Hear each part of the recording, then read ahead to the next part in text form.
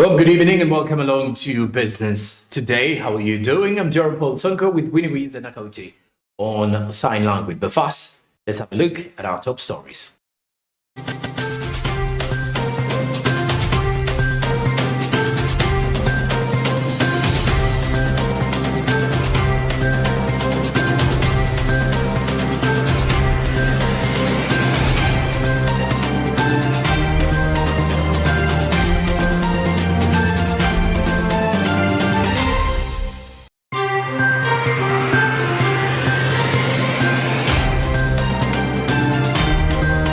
Lifeline as we look at the budget framework paper for the next financial year.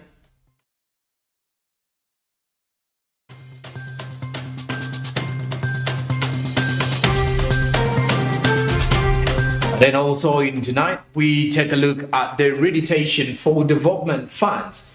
What is basically expected as legislators give their say.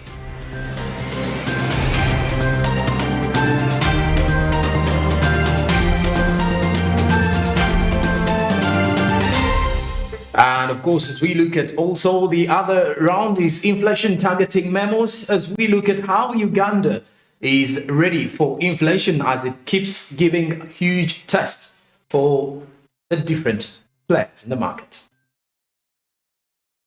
And then also expanding the tax base in tonight's Coffee Court are discussions where we get to realize how the private sector foundation is highlighting more on how Ugandans can increase and how the taxmen can increase on the tax mobilization.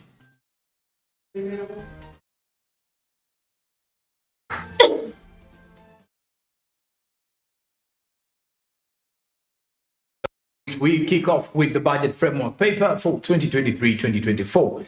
The Budget Committee of Parliament has today received the budget framework paper of shillings 49.88 trillion for the financial year 2023 to 2024, with security and roads prioritized. Government has committed itself to reduce total public expenditure. We have the total public debt in nominal terms to more than 50% of GDP by 2025 to 2026. Now, Samla Hanifa has the full report. While presenting the budget framework paper for the year 2023-2024, the State Minister for Finance Henry Musasizi has informed the Budget Committee of how the national shocks and global shocks have affected the economy, which have contributed to the rising interest rates, imported inflation, lower export demand, among others. Occasioned by global and national shocks, which include 1. High inflation, 2. Tightening financial conditions in most regions, 3. Russia-Ukraine conflict, and 4. The negative effects of the COVID-19 pandemic. Subsequently, the above shocks have led to 1. Rising interest rates, imported deflation, 3. Capital outflows from developing markets to developed markets such as North America and Europe, 4. Slower than projected economic growth, and 5. Lower export demand. The above challenges have resulted into a rise of our public debt and its servicing costs. To adapt to this environment, the projected discretionary resource envelope for the budget for next financial year has reduced by Uganda shillings 2.54 trillion from Uganda shillings 25.402 trillion in financial year 2022-2023 to Uganda shillings 22.86 trillion in financial year 2023-2024. The minister further informs that government has this financial year prioritized security, peace and governance, road maintenance, health, education, water for human consumption, and investments in the oil and gas, among others, and in so doing government expenditure will have to be constrained to fit within the expected resources for the next financial year. Have been identified as priorities by His Excellency the President over and above the investments in the key fundamentals such as security, peace and governance, health, education, water for human consumption, road maintenance, and investment in oil and gas, among others, as summarized later in paragraph 15. Therefore, government expenditure will have to be constrained to fit within the expected resources for next financial year, including statutory obligations as detailed. Some legislators have expressed issues with the framework paper, claiming that it does not conform to the National Development Plan as promised because revenue-generating industries like agriculture and tourism have yet to receive any additional funding. Looking at my own very little analysis of this BFP and the NDP3, I find us really not aligning and not keeping the promise that we gave to the people of Uganda, that this is our 5-year plan and this is what we are going to do. Development to report home about. So the whole of these things when you analyze, and when you look at where the professor was talking about tourism is going to have had 89 is going to remain the same. This is number 04. It's 05. You are going to allocate it only 89 billion. But you've spent all your money, there's so much trillion, on these other things. Even when you go to agriculture, that one, you are almost now increasing it to 1.49 because you have a parish development model there. So when you take away the parish development model, of which there is no money, even energy. So therefore, when you look at energy development, you have allocated it 38 billion. I see this is number 2. And you did not arrange, this time you did not arrange them in terms of from the low cost to the high cost. You arranged it just like that.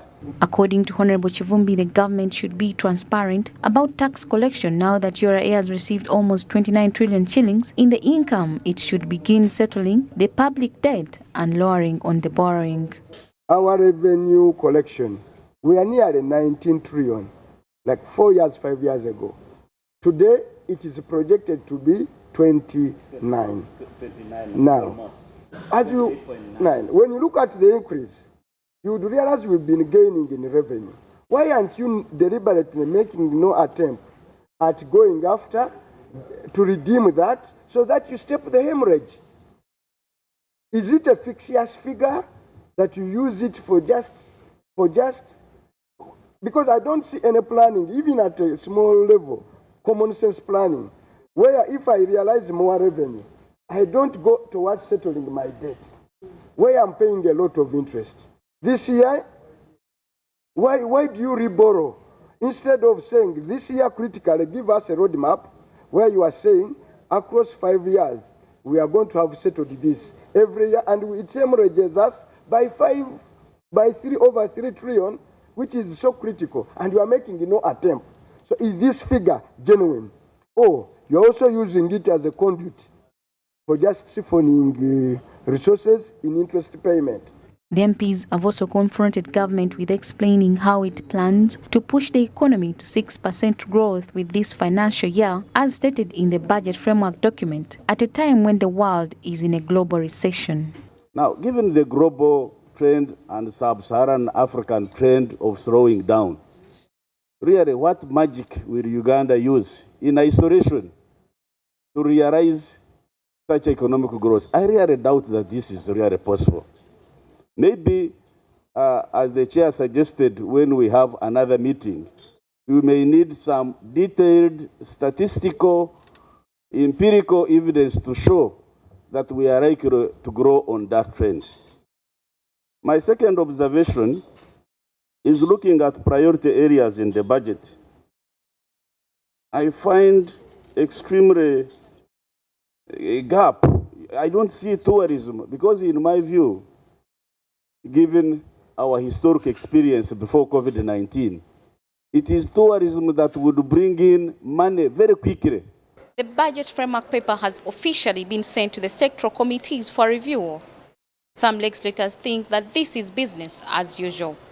Like the previous budgets, security together with transport have taken the biggest share. Samla Hanifa, Smart 24 TV, Business Today. All right, now, a number of MPs have urged government to re-establish 10 million constituency development fund in order to safeguard them from the burden of the overwhelmingly high requests made by voters. Now, MPs claim voters gave them sleepless nights over the Christmas holidays as they begged money for festive season celebrations. Edison Mombere with the report. Upon return from their Christmas breaks, a few MPs lamented the pressure they had experienced as voters camped outside their gates with a number of demands, including construction of roads, the payment of school fees, the purchase of food and meat, and the payment of burial bills that were more than they could afford. In light of this, therefore, they have asked government to revive the Constituency Development Fund in order to shield them from the pressure of the many requests from the electorates. But now when we are asked to provide ambulance services, to do roads, to drill boreholes, to maintain boreholes, to fundraise for schools, construction of classroom blocks, we have seen members of parliament fundraising to buy land to construct sub-county headquarters, which is the lowest government level according to the arrangement we have now in Uganda, that the local council 3 is the lowest service delivery unit. But if a member of parliament is burdened to buy land to construct sub-county headquarters, a government establishment, then we must support the idea of coming up with a constituency development fund. Prior to being eliminated by the Parliamentary Commission in 2011 due to lack of accountability and misuse of the fund by some of the MPs, the Constituency Development Fund provided each MP with 10 million annually to support development activities in their constituency. However, other MPs were not in support of this move. Fund to be reintroduced, and the government pays the members of parliament a development fund is not possible. First of all, it is irregular because a member of parliament is supposed to provide an oversight on government agencies that are implementing government programs and projects. So who will audit those members of parliament when they get the money? Who will check them? The fact that there is nobody to check them, there is no system to use, they should leave the money for development to pass through the districts and sub-counties. Then they follow the money there. Then they keep on checking them. The members of parliament are pushing for the re-establishment of Constituency Development Fund. However, members of public are saying this is not necessary because government has got other programs like the parish development model on ground and other programs that should be serving in as far as service delivery is concerned. We are here at Anti-Corruption Coalition Uganda, where we're going to meet Mr. Molan, the Executive Director, to make an insight and tell us whether this is very important. However, others are saying since this program was scrapped off due to lack of accountability, this is not the time government or members of parliament should push for this. Let's go and meet Mr. Molan Agaba of Anti-Corruption Coalition Uganda.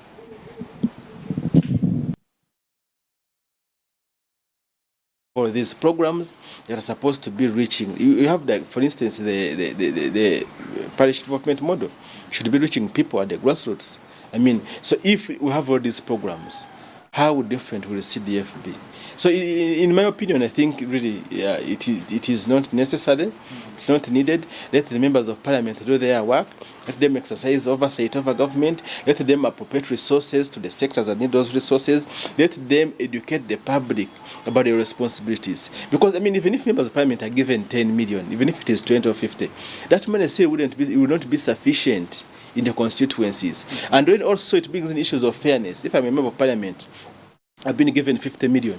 I may decide to give that money to only my supporters. What about the people who didn't support? Legislators claim that government has abandoned service delivery in constituencies and put a big burden on MPs to deliver government services to people, which is very unfair to them. They should educate the people of and the people should know their responsibilities. Because, you see, we have created a problem And it's becoming a very big problem where citizens think that it should be the role of members of parliament to do this, provide these services. Yet it's not. And that's why there's a lot of burden on members of parliament. That's why they're being compromised here and here. You hear they have received 40 million, they have received 29 million, but when in actual sense the pressures are too much. That's where my argument has been that the planned activities are not undertaken because money is not released. And we believe money is not released because of lack of proper follow-up and pressure from the user units. They lack the teeth to bite. For example, parish development model. We have started the budget process for the third year of the parish development model. The third year. We had the first year where 20 million, I think, was allocated. We had the second year where 100 million was appropriated, whereby we are halfway and we expect 50 million should have been released. But I want to tell you that in my constituency where I have a number of parishes, none of the parishes has received the parish development fund money. Some MPs contend that despite the fund being abolished 12 years ago, constituents continue to harass them and accuse them of not using the Constituency Development Fund. Additionally, they demand a larger sum than the 10 million that was initially available. If the Constituency Development Fund is revived, it will help in the service delivery of each and every district in Uganda. But with over 500 constituencies, will the government be able to provide 10 million per constituency? Bedson Mumbere, Smart 24 TV, Business Today. Right now, the big test for inflation and targeting our inflation currently, as much of the global approach towards inflation has come with the deployment of the central bank rate across the developed and developing economies. The results in addressing inflationary pressure has, however, been different and met with mixed reactions as money supply checks counteract economies differently. Martha Nimsima reports. The second quarter of Uganda's financial year has been highlighted by the central bank's decision to maintain the central bank rate at 10%, much to the contrary of the business community that has endured a rather drastic inflationary period. A reversal of the key lending rate is yet to be observed as the international supply chain still lies besieged. The MPC projects that inflation will continue to moderate, average between 6 to 8% in 2023, and stabilize around the medium-term target of 5% by the end of 2023. This forecast is 2 percentage points lower than what had been earlier projected. The revision in the forecast is due to the dissipating impact of the earlier increases in the global commodity prices, subdued domestic demand, effects of the current monetary policy stance, expected decrease in global inflation, and lower exchange rate depreciation. Currently, the implementation of monetary policies in developing countries, especially in Africa, seem to partly have paid off. However, the gross effect barely reflects across the various production sectors covering both formal and informal establishments in the face of international production factors that are still shaping supply and demand.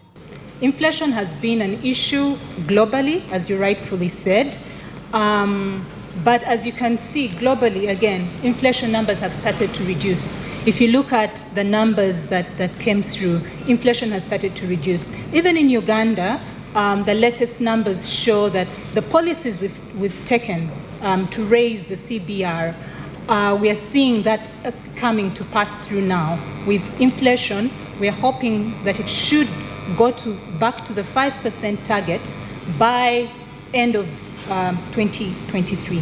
As resilience on inflation targeting continues, there still lies more for the stability of domestic currencies, especially in the face of a faint system that has drawn a big line separating the dominant currencies such as the US dollars, euro, yen among others, and the weakest currencies such as the shilling that now has to solely rely on the protection of the central bank currencies. We increase the central bank rate, which is a key policy rate for managing inflation. What that means that the price of money becomes a little expensive and they are therefore sweeping out money from the economy. because the classical or the easy definition of inflation is too much money chasing too few goods. Okay, so there's a lot of money in the economies, and to balance the equation, the central bank then must sweep money out of the economy. One way it does that is jacking up the central bank rate. What that means that when the central bank rate goes up, supervised financial institutions like ourselves will also follow the central bank rate and increase the prices of the services that we offer, especially loans. Even with the monetary policy still at play and the effect appreciated differently, the economic stability reflected by the medium target of 5% is yet to be achieved this year as businesses still fumble with uncertainty to stay afloat. Martha Nimsima, Smart 24 TV, Business Today. All right, now, school appropriators have rejected the cap on school fees as the government's proposal to cap fees and service charges has left the education industry unsettled only weeks before the start of the new school year. Now, the parents are currently in a dilemma after sponsored schools' private owners and trustees have rejected this particular fees cap. Nyame Matumba with more. As required by law, the government stepped in to control the cost of private education in the nation through the Ministry of Education and Sports. Administrators of private schools, meantime, have resisted the government's plan to regulate tuition. If the cabinet adopts it, they assert it will prevent private school operators and their rivals who run government-aided institutions from charging more than the allotted quotas. Numerous school administrators have voiced their concerns about how this government strategy will affect the provision of high-quality education. The government has come up with a policy of regulating school fees and requirements, which policy I believe it will affect the education sector. Otherwise, initially, we knew, and as we know, that the government liberalized the economy, which gave the platform for the people who have the money to come and invest into the education sector. And they have put in whatever is needed to uplift the standard of the education. Therefore, if you come up one day and say that now you are limiting the actual fees and the requirements, to one way or another, it will affect the service that is given to the students, to the pupils, and to the parents as well. About the issue of government regulating the fee structure for private schools, we all know that schools operate a different budget depending on the area where they are found. So the government coming in to regulate wouldn't be a bad idea if at all they had consulted the stakeholders, especially the private appropriators of the schools. This leaves us in a situation of confusion, whereby we have to meet the budget, but remember we are giving different services to the parents. They further urge government to involve the entire value chain of stakeholders before making decisions that affect the sector. So we are appealing to the government to make sure that they come to us, we talk, and see a win-win situation between the two parties, the stakeholders, the parent, because this one is going to affect the parent, the schools, and the appropriators of the schools. So we need to know what is our role in doing so. So it doesn't mean that the government just have to come out with a regulation and put it on us without consulting us, because it is going to affect both the learner and the teachers, as well as the entire community of the education sector. My advice would be, let it involve all the stakeholders, because it may be that some are charging the amount beyond that it thinks, when they don't know, or when the government doesn't know what it all takes for them to charge that amount and what is embedded into the charges that actually they are charging, what service is being given to the students. So there is need to involve all stakeholders so that at least a compromise is actually made. According to government, as schools resume business, a nursery pupil in a private school is expected to pay not more than 690,000 Ugandan shillings and a primary school pupil who is a day scholar is expected to pay 650,000 Ugandan shillings, while their counterparts in the boarding section should not pay more than 1.2 million Ugandan shillings. Students in secondary and vocational schools should not exceed 960,000 Ugandan shillings. The policy also prohibits schools from charging students requirements that are not set by the school's charges and fees regulations committee. Owners of schools who defy this will be subjected to a fine of 20 million Ugandan shillings or 1 year imprisonment. Naomi Mtumba, Smart 24 TV, Business Today. And now let's talk matters resuscitating cooperative banks. The commitment to revive cooperative banks was made more than 7 years ago. And for the agricultural industry, which employs more than 70% of Uganda's workforce, the sweet music in the ears for proprietors remains, though it may be a long time before farmers gain access to the much-needed capital to enhance productivity. Ronan Ahawe reports. There is an assumption that the revival of cooperative banks linked to the agricultural sector could be our last resort to attain the middle income status. Questions to ask in this aspect could be, what mileage have cooperative banks added in the past to the agriculture sector? And does the market the agriculture sector have serve purpose to the cooperative banks? Also, what are the difficulties the cooperatives have faced in order to consume or assume space in the banking sector?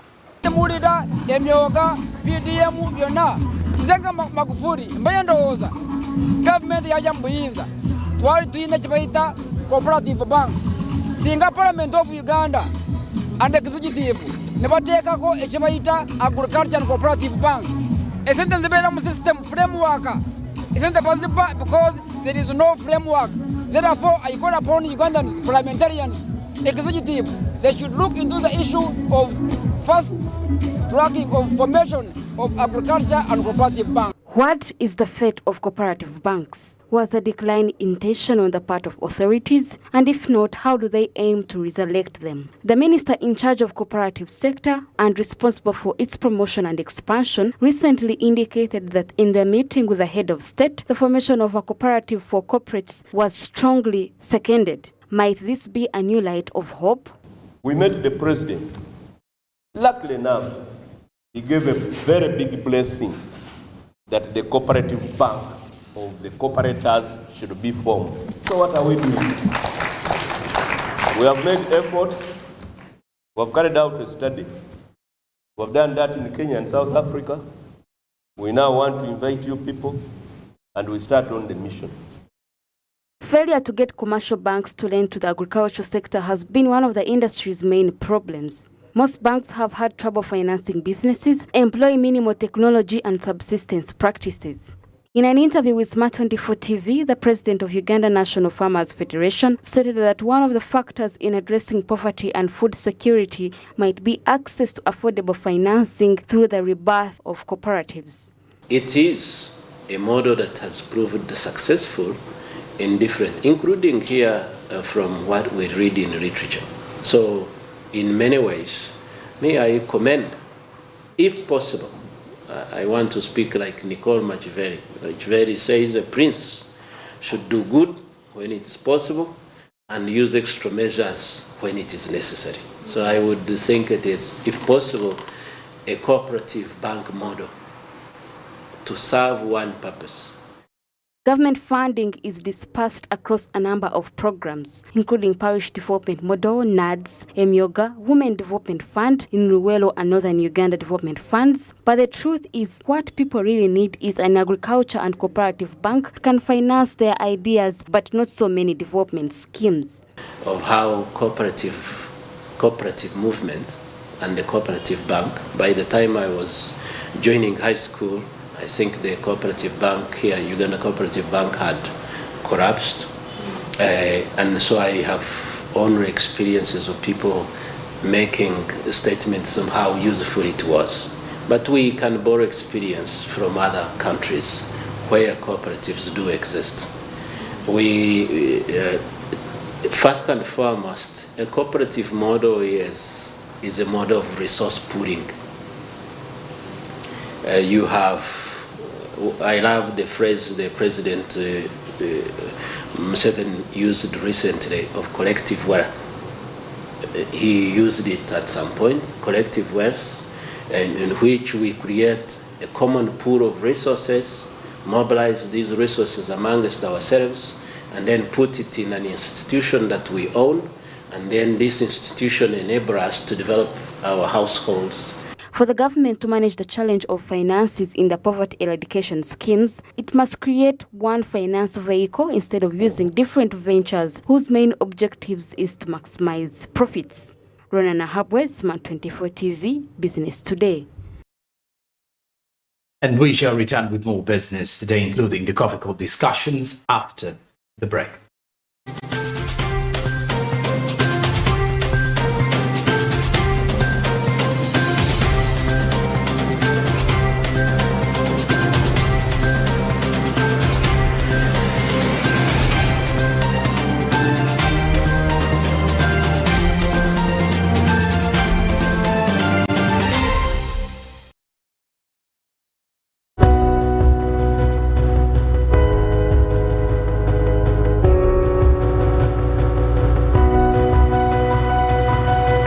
Smart 24, driving business.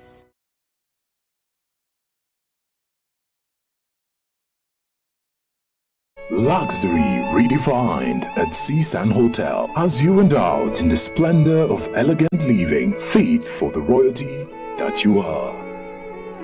Step into comfort, pampering and blissful customer-centric service as you select from our range of comfy exquisite living quarters furnished to meet with your royal preference. Surrounded by scenic beauty, our tropical setting allows you to escape the glamorous ordeal of city life. Our ambient green gardens will guide you to a place of revitalizing rest. The 3-star restaurant caters to your palate, serving your choice menu ranging from exotic cuisines to local delicacies. Our chefs will serve you full course meals for a truly out-of-this-world culinary experience. Our fully stocked bar to whet your throat, from renowned global brand whisks, brandies, gins, beers and wines to our locally celebrated beverages, you will not lack for any brewage. It's an all-new experience in the East at Seasand Hotel. So visit today at plot 15 to 19 Spire Road, Ginger, or contact us on +256 751 719 960 and +256 785 354 614 for reservations. Seasand Hotels, luxury redefined.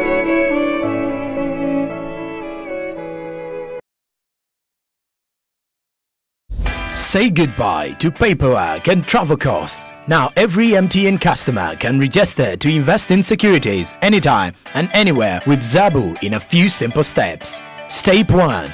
Dial *292#. Step 2. Select option 1. Register with Zabu. Step 3. Enter your full names. Step 4. Enter your national identification number. Step 5. Enter your national identification card number. In 24 hours, you will receive an SMS confirming your registration. Congratulations, you are now ready to invest.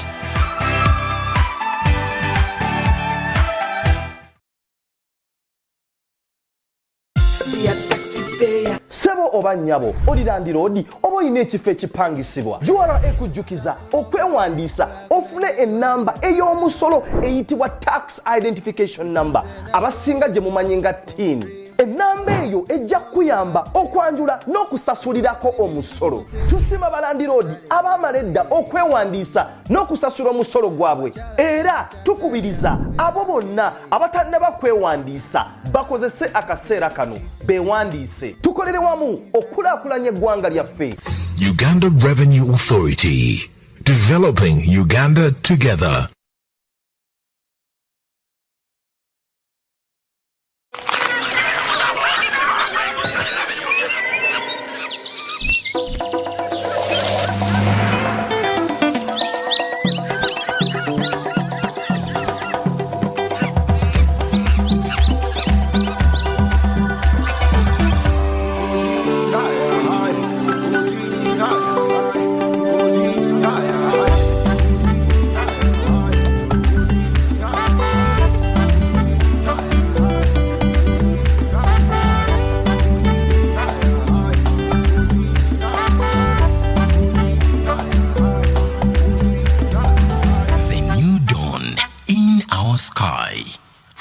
Ndoto, the taste of Uganda in a new international park.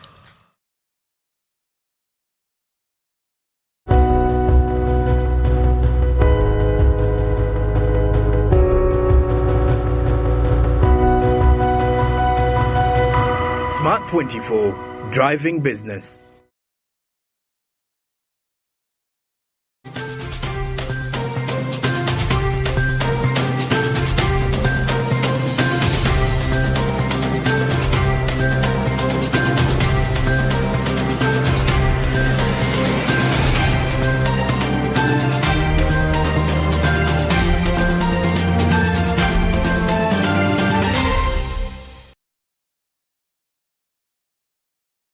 We'll be back from the break. Let's continue with more business today. Now we look at the Fisheries and Aquaculture Bill 2021. The members of parliament from the fishing areas of the country have petitioned the Constitutional Court to take charge of the Fisheries and Aquaculture Bill and declare it a law, since the president has failed to assent to it. Bronia Katosime with the report.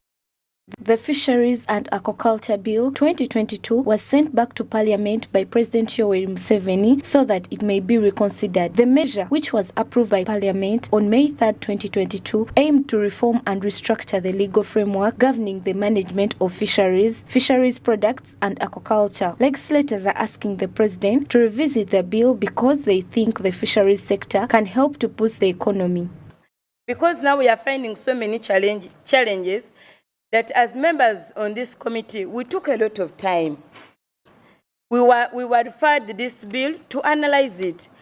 And indeed, we did the best in the 45 days as per the rules of procedure. We analyzed the bill, we consulted different stakeholders, including government, and Parliament passed this bill. Even when President returned the bill, we worked by Speaker's guidance within 1 week and presented the bill as guided by her, and still Parliament passed the same bill. But we are surprised that up to now, it is coming to 5 months. President has failed to assent to this bill. Yet, the law is very clear. He must assent to the bill within 30 days after receiving the bill. The sector has been tormented and affected by unclear laws, restrictions that have deemed to affect the entire performance of the sector. Even right now, the outturn from the sector has gone down, mainly because of the unclear laws and restrictions. The fisheries sector has entered the year 2023 with recurring challenges from year 2022.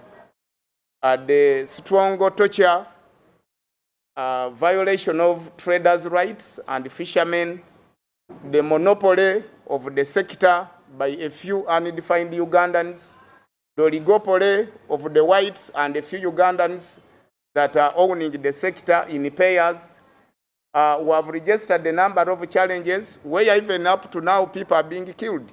The law passed on behalf of Ugandans under Article 79 seeks to improve their interests rather than undermining their ability to make money from fishing, which is actually Uganda's second largest source of foreign exchange after coffee. Bronia Katsime, Smart 24 TV, Business Today.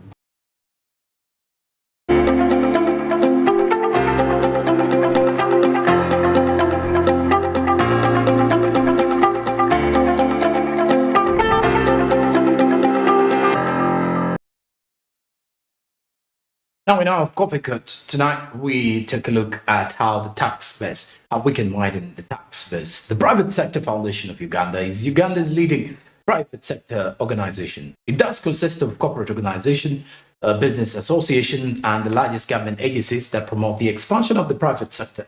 Now, PSFU seeks to increase the private sector's ability to effectively advocate for public policies and to compete on a global scale. And in the coffee cut tonight, Ronan Ahabe speaks with Francis Chisirinya from PSFU, who is the Chief Membership Officer, to discuss more on widening Uganda's tax base.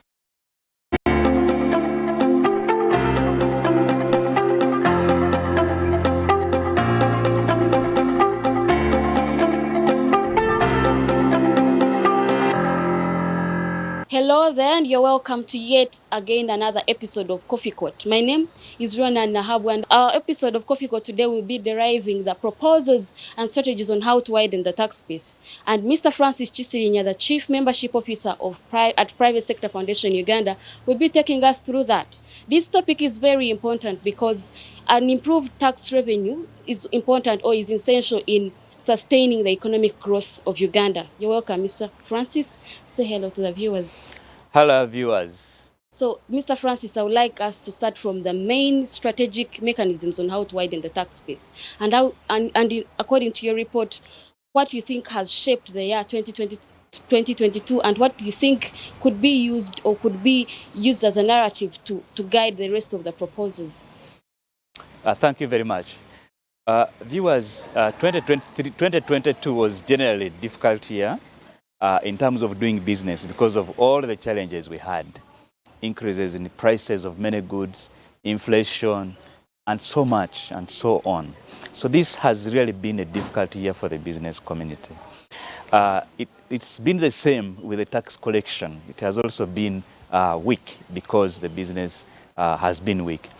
Now, for us to move forward in 2023 and ensure that we are able as a government to collect enough taxes to run the government services, but at the same time allowing the private sector and the consumers substantial money for reinvesting for consumption, the biggest element of our strategy should be ensuring that at least everybody participates in getting income and also gets more income, so that from the more income, you are able to tax more. That is the biggest strategy that can allow us to expand our tax base. So what we see as Private Sector Foundation as one of the foundations for creating this increased income for both the businesses and the individuals is about how we use our local content in businesses, in government procurement. Local content means the things that we are able to provide locally here, things we can source locally, raw materials, labor, and so much more, including manufactured goods. Now, the more you have local materials, locally manufactured products, local labor getting into production of goods, the more you are going to have more income. So how should this happen? I'll give you a very good example that when you look at our industries, we are seeing a big number of our industries, the biggest percentage are actually resource-based. They generate their final products from locally produced raw materials, like agriculture products, like things that are mined locally here. Now, it means that if we are able to have more people supply these companies with locally sourced goods, then we are able to spread more income, more money to the majority of the population. Now, how do you do that, especially from the tax perspective? So one of the things that we have realized is that sometimes the taxes that are levied on some of the products that come from the local sourced raw materials are quite high and undermine the market. Therefore, the manufacturer is not able to expand the market of the final products. And if they're not able to expand the markets of the final products, then it means there will be fewer people who will be supplying those locally sourced raw materials. Now, we've seen this situation exhibit so much in the areas of the alcohol industry, in the beer industry, where you are seeing some of the products are being charged a higher rate. I'll give you an example. If you look at beer, not opaque beer, but clear beer that is made from locally sourced materials, okay? Today the tax rate is about 650 shillings per liter of beer that is manufactured from locally sourced materials. Now, the industrialists and the producers have actually made the calculation and said that this kind of tax undermines their ability to sell to more people. And therefore, if a reduction is made, just a slight reduction by 100 shillings to 550 excise tax per liter, then you are going to have more taxes. Now, if you have more sales from the beer, it means that the people who are supplying sorghum are going to be increased because the industries are going to increase their production. That means you are giving and you are putting income to the people. And then people will now be able to consume more goods. Now, if they consume, you tax the areas where they are consuming from. Okay, maybe to look at local content in this perspective, because I've seen sectors or companies in oil and gas and electricity as well as per last year's contributions, holding conferences on how they can bring the rest of the people to participate and increase local content. How do you think the rest of the companies, or what do you think the rest of the companies could do to make sure that the rest of the marginalized or SMEs could increase their local participation in this? Because if there are lots of jobs created, then that means there is more revenue collected. I really agree with you. Now, the government, and we must thank it, like for instance in the oil sector, it has built a very strong and capable local content framework, and we thank it very much for doing that. But we need to exploit it. We need to ensure that those things that are written down can now be actualized in terms of income that people make. Now, one of the areas that is a bit of a problem today, and it undermines local content in the oil sector, is the fact that most of our companies, the local companies, are going to be small. They are not likely to sign those contracts with the oil producers, which means that they are going to be subcontracted. Now, if they are subcontracted, our law only allows the VAT exemption from the supplying goods and services in the oil sector for the main contractors, not to the subcontractors. So meaning that the main contractors are exempted, but the ones where the local people are going to supply, they supply those that are contracted, they are not going to be exempted from the taxes. So meaning that their taxes are going to be high.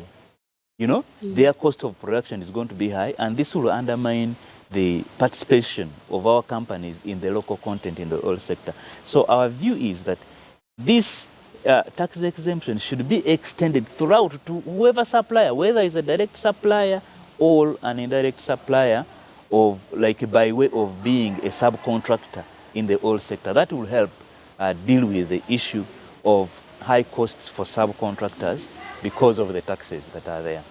Maybe to look at another mechanism on widening the tax base. Among the proposals in your report was to enacting the real estate bill. And I know it has shaped last year, it has made some progress. But I'd like to look at it from this perspective, because you mentioned that we have a housing gap of 2.2 million housing units. So in your proposals, you also mentioned that we should also look at the mortgage interest. What did you mean by that? Like, expand more. Yeah, very clearly our real estate industry is expanding leaps and bounds, which is a very good thing. But unfortunately, the expansion is not commensurate with the tax that is being contributed by the real estate sector. Now, the biggest problem around this is because the sector is not regulated. We don't have a law that regulates the real estate sector. So we really would like to have this law enacted as soon as yesterday, so that the sector is regulated and it is able to effectively contribute to development of the country as well as to the taxes. Now, the other thing that we would like to happen in this industry is that we know very well that reorganized real estate really is capital heavy. Yes, a lot of money is required to really do these investments. Yeah. And most of the developers get this money from banks, from loans. Now, the situation today is, if you get money from the loans, from the banks, and use it to create a real estate investment, now, when you now start paying back the loans, you know, that interest that you pay on the money you borrowed to invest in real estate is not tax allowable for tax purposes. In other words, as your tax is being calculated, you as a developer, they don't allow you to deduct the interest you are paying to the banks to create those investments for purposes of taxes. So meaning that it is like undermining the only source of money that we have to develop, the real estate sector. So this is not really actually helping us to expand investments in real estate. Now, with a 2.2 million housing deficit that we have, and we're not using financial institutions optimally to invest, when shall we ever cover this? So our request is that the interest payments that are made by the developers are allowed as tax deductions for purposes of tax, so that investors don't have to pay tax on interest they pay to the banks. We think this will be able to expand the investments that are done in the real estate sector and help us really cover the housing deficit that we do have. Among other things, you also mentioned that we should reduce illicit trade. That also implies to counterfeits. There's lots of money, about $68 million, if I'm not mistaken, that is lost due to counterfeits. So if you could tell us how you think the government and also the people that are concerned could do this. Yeah, generally speaking, the counterfeits, those things that are being sold without the authority of the owners of the brands are prevalent on our markets. They are in smuggling, they are in so many other things. Also, the substandard goods, goods that are not actually the equivalent of the standard for which other manufacturers are actually trading. These also undermine the ability of the manufacturers and the traders who are selling genuine goods to expand their markets and then pay taxes. Because I can tell you, somebody who is in illicit, is illegal business, how is he going to ever pay your tax? They will never pay your tax. After somebody has smuggled their cigarettes or bottles of wines or whatever have you, there is no way they are going to come to the taxman and say, you know what, I smuggled and this is your component of the taxes. So you can see it's a lose-lose situation. But there is also a move by URA to change officers from border points. Yes, that in a way will be able, of course, to combat strong corruption. Enforcement by the URA to deal with the issues of illicit trade and the substandard goods.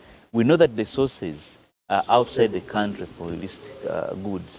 Let the borders really be strengthened so that we don't have illicit goods in the country, together with the substandard goods. So if this is done, now the manufacturers will have a bigger market, because all of those things that have been filled by illicit goods, by substandard goods, will be supplied by our manufacturers and the other producers that are here.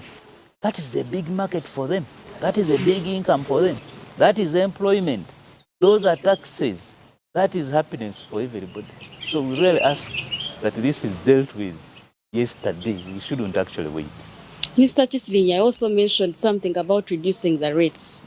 I don't know if you meant the VAT or the excise duty, whichever tax you meant. Which taxes did you mean by reducing, and why?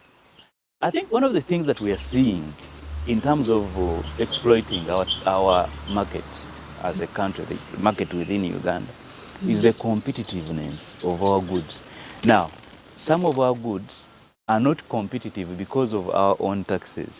So when you look at our trading partners, the big ones in Kenya, and many other countries, you can see that some of their tax heads and tax rates are much lower than us. Two examples. For instance, if you look at the VAT, VAT in Uganda is 18%. In Kenya, it is 14%. And Kenya is a very big trading partner of Uganda. Now, if the Kenyan manufacturer is paying less in terms of VAT compared to the Ugandan manufacturer here, are you going to be able to compete on equal ground?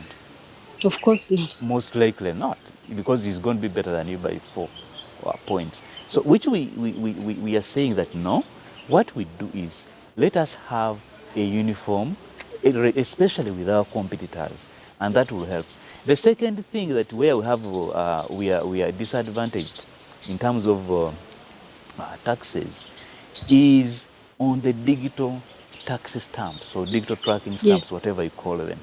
Now, the goods that are manufactured in, look at a bottle of beer, for instance, that comes from across. It comes with a stamp. That stamp was tax stamp. In their country, they paid less. In our country, the same bottle of beer has a stamp, but that stamp with a higher price. So meaning that when you go to the market, you are going to find the product of the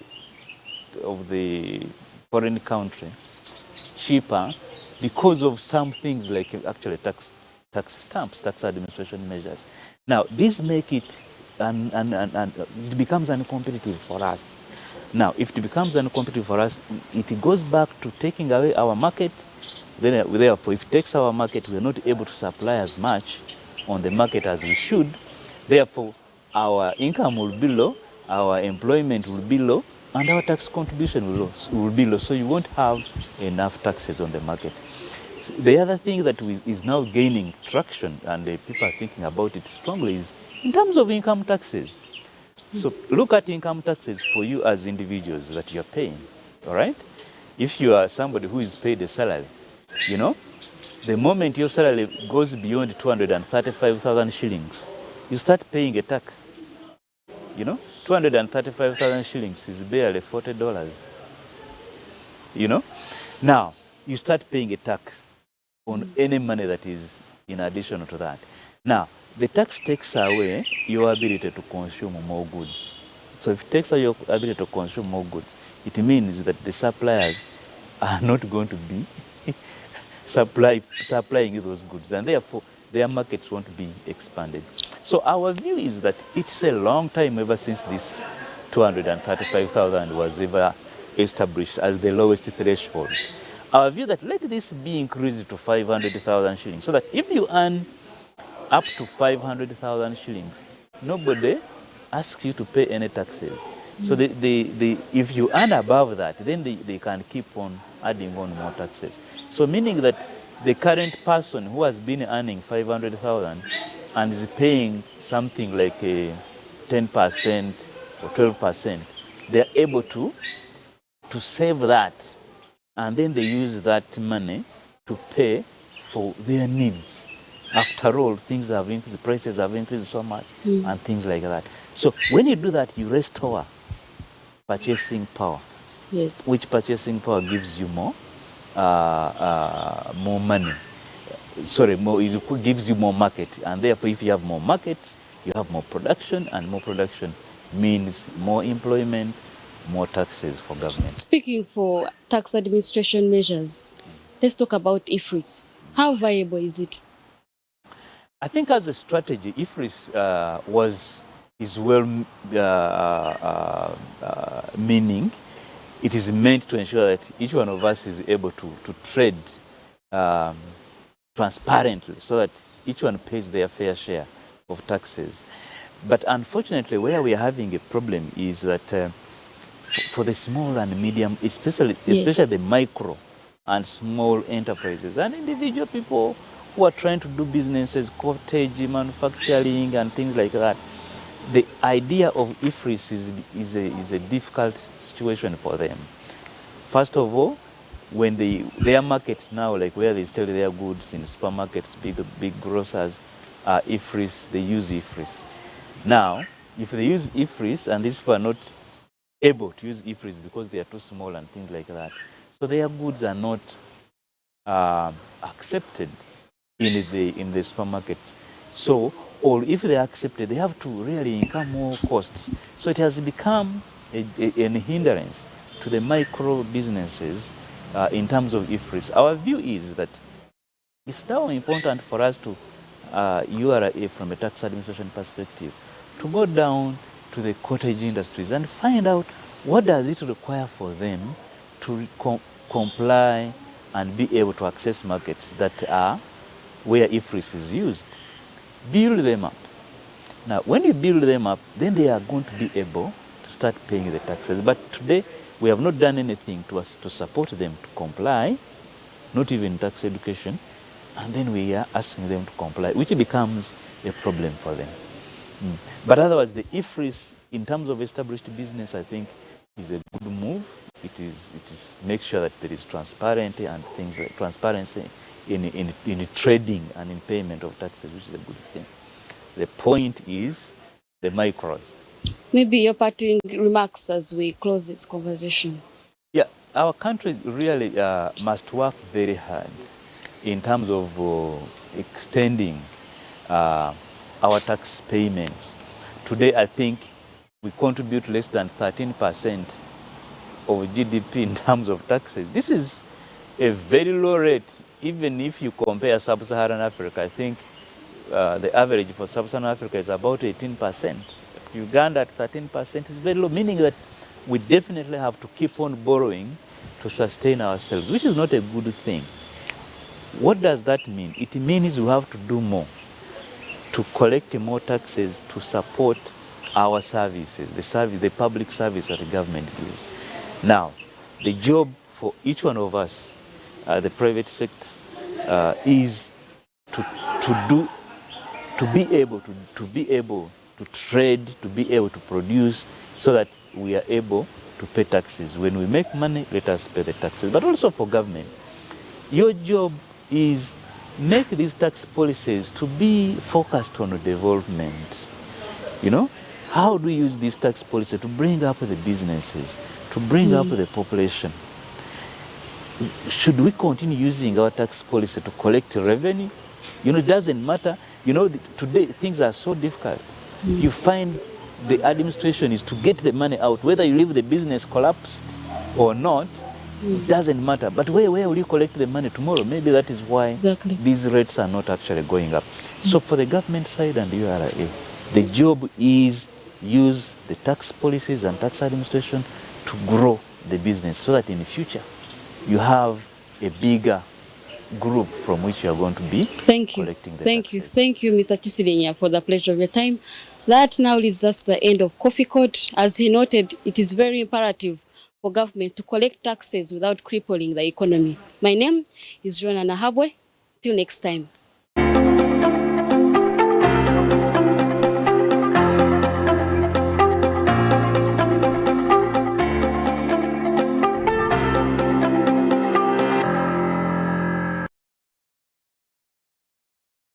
Many thanks for being part of business today, Monday, 9th January 2023. I'm Joran Paul Sunko with Winnie Williams and Akauchi on the sign language. We've been coming to you live from Plot 42, Nile Avenue. Have a blessed night. Good evening.